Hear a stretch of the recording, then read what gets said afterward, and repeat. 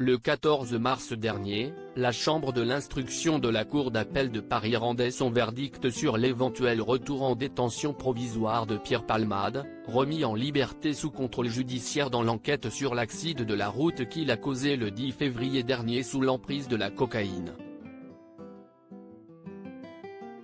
La Cour d'appel de Paris a décidé de laisser l'humoriste de 54 ans sous contrôle judiciaire, avec pour interdiction supplémentaire de quitter l'hôpital où il a été pris en charge. Une forme d'assignation à résidence mais sans bracelet électronique, ni policier devant sa chambre.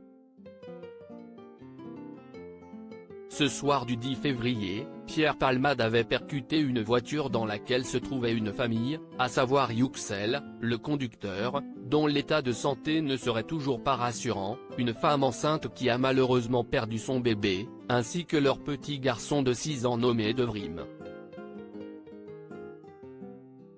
Ce dernier, avec un corset au cou, et au sein du domicile de sa famille, vient de prendre la parole pour la première fois depuis l'accident dans un extrait vidéo dévoilé ce mardi 21 mars par BFM TV. Je me sens bien. Mon corset ? Il me gêne quand je dors. La maîtresse ne me laisse pas sortir pendant la récré. Elle a peur que je tombe ou qu'il m'arrive quelque chose. Elle laisse les autres camarades rentrer dans la classe et jouer avec moi. Je mange de la soupe et du lait. Je ne peux pas manger des trucs très durs ni acides, a-t-il déclaré, avant de préciser qu'il ne se souvient pas de l'accident. Il dort beaucoup pour rappel, il est retourné à l'école depuis quelques jours.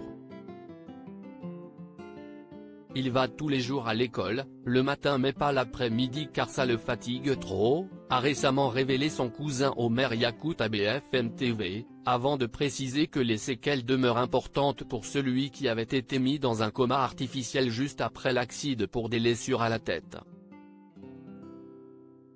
Avant de finalement en sortir fin février, il a la mâchoire cassée, il a toute la partie gauche et droite de cassée.